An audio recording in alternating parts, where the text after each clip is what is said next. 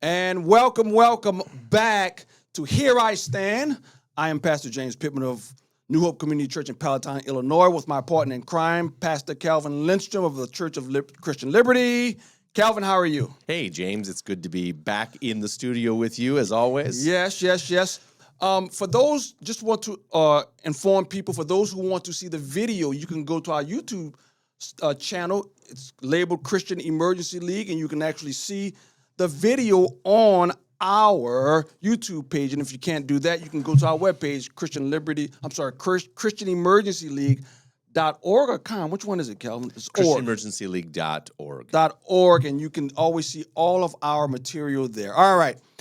We're going to start off this show by discussing what happened on June 26th, Friday. That's last Friday, not yesterday, but 8 days ago.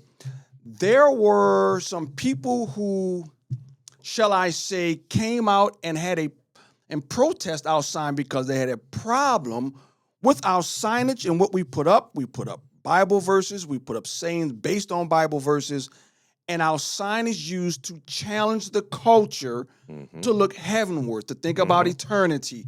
And they didn't like it. And so one gentleman, he came on our Facebook page and he started to go back and forth. So what I'm going to do is address some of the issues that the LGBTQ plus, whatever the plus is, still haven't figured that out.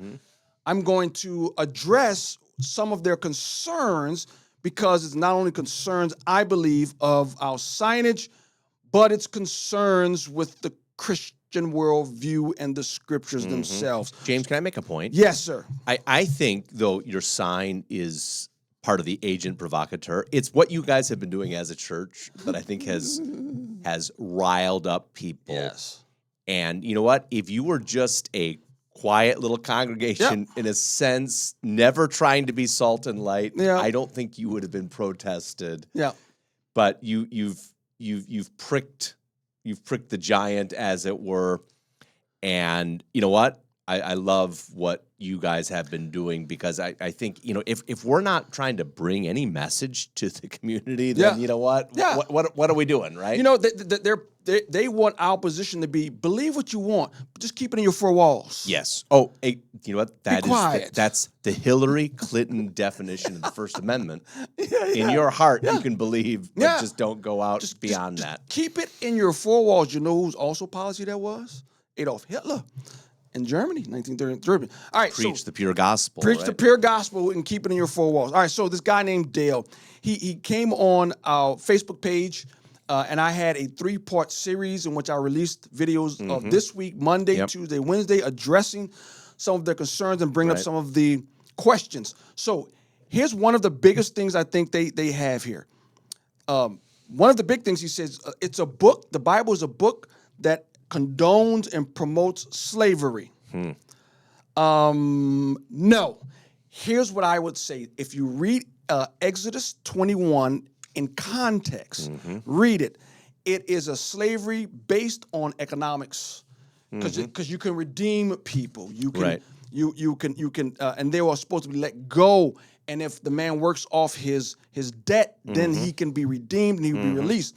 But let me just read a few verses, and I want to appeal to people. You tell me if this is, because when they say slavery, Calvin, they're talking about slavery that they know in this country, in our history. Exactly. That's not the Bible. Nope. Here's what it says. It starts off this. Exodus 21:16 says this: whoever steals a man and sells him, and anyone found in possession of him shall be put to death. You cannot kidnap a man for slavery. That is what American slavery was. Kidnap tons of people from Africa and brought them to the United States. And if you were found in possession of that man, you were put to death. Does that sound like the slavery in the United States of America? No, it is not. Also says this, Exodus 21:20 says this: when a man strikes his slave, male or female, with a rod, and the slave dies under his hand, he shall be avenged. Do you know what that means? Eye for an eye, tooth for a tooth. If he kills a slave, his life was required of himself. Does that sound like the slavery of our country, the history of our country in the United States of America? No, it was not. Even slaves back then, who was, again, economically based, you could not kill them. There's another part in the scriptures where if you marred him, like if you took out his eye, or tooth. he had tooth. He had to be set free. Right. You couldn't do it. You couldn't do it, right? Mm-hmm. And so for someone to say that the Bible condones slavery, I will say this: the Bible allows the slavery. That is true. Mm-hmm. I don't think it pushes or condones it. When Israel went and conquered other nations, yes, they were able to get slaves, right? Mm-hmm. But will there be slavery in heaven? I don't think so. I don't think so. But the Bible allows certain things now because of a sinful nature. It does not push slavery, so that's wrong. You got the Bible mixed up at this point. People are reading the Bible, which is a good thing. You know what? It's good to read the Bible and to wrestle with it. Unless you read the Bible to slant it and Well, no, skew it exactly. and warp it like they do. But yeah, And we'd say this: God's truth does not change. no. However, going back, let's say 3,400 years ago to the time of Moses, the giving of the law, you cannot interpret it based on conceptions and ideas that we have today. Because you'll always be messed up. if you Right, do that. exactly. And we also, James, we recognize there's an arc to redemptive history. Things Yes. that Israel did in the Old Testament do not set the precedent for God's people and the church today. So let's give an example. You mentioned the Canaanite nations. Israel was given a divine command Yes. to go into those nations and wipe them out. Yes. That was not the entire sum or history of Israel as a nation. The very beginning. And so you have to read the Bible the right way. Yeah.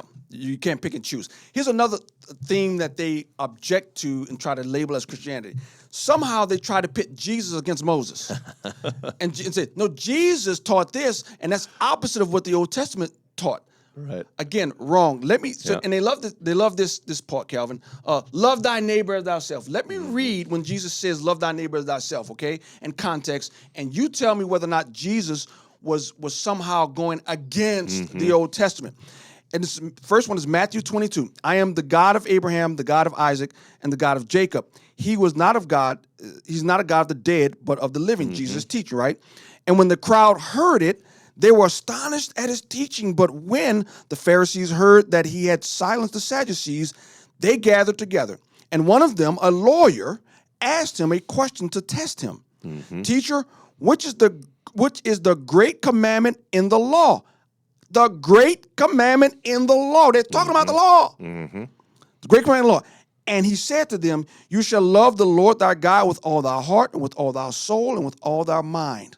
This is the great and first commandment. And a second is like it. You shall love your neighbor as yourself. He links it with the first one. Love the Lord thy God with all mind, soul. And it's rooted in the law. He's answering a question about the law. And that commandment is coming from Leviticus, isn't it? Yeah. So come on. Jesus at no point did Jesus ever go against the Old Testament. Correct. As a matter of fact, he said this in Matthew 5:17. Do not think that I have come to abolish the law. You see, when people try to pit Moses against Jesus, they're trying to get Jesus to abolish the law, to somehow negate the first 5 books of the Bible, which we call the Pentateuch. They're trying to get him to nullify the law. No, Jesus says plainly, Matthew 5:17, do not think that I have come to abolish the law or the prophets. I have not come to abolish them, but to fulfill them. Who is on the Mount of Transfiguration with Exactly. Jesus? When Jesus needed to talk to 2 of his friends right before he goes to the law, he had Elijah and he had Moses. Yep. He's not an enemy of Moses. Moses was a faithful servant, which he then become, quote unquote, I think, friend. But anyway, and that's one of my pet peeves. We can't call God friend. He can call us friend, but we but Moses was close. Yes. He spoke. He spoke to Moses as one man speaks to another.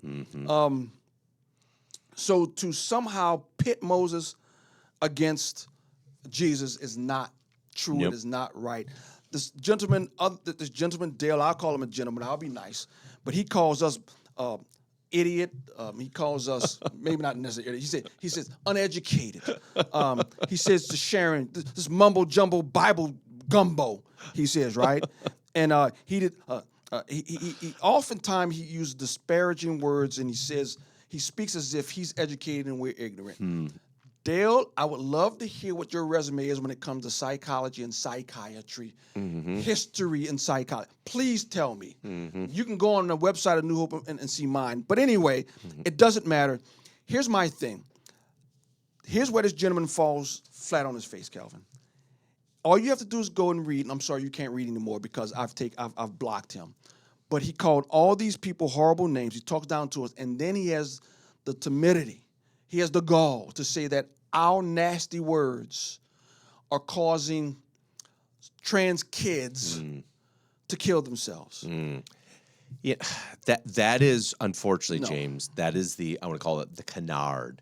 Yeah. If you speak out against this, Yeah. you have blood on your hands. Is the claim I think it was one of our local state reps who claimed you have blood on your hands if you are speaking the truth about this. Yeah, that somehow us taking biblical stances are causing them to harm themselves. You know what the great irony of that is, Calvin? Yeah. Look at what they put on websites. Listen to the phone calls we have on our church. No, that's right. They don't care how evil they come across. No, that's right. Right? But no, we can't speak the Bible because somehow our words cause harm. What about your words? Right, exactly. And to speak of blood, the surgeries, the drugs that mutilate and destroy, that's the real bloodshedders, I believe. We're coming up against a hard break. You are listening to Here I Stand, a ministry of the Christian Emergency League. We'll be right back.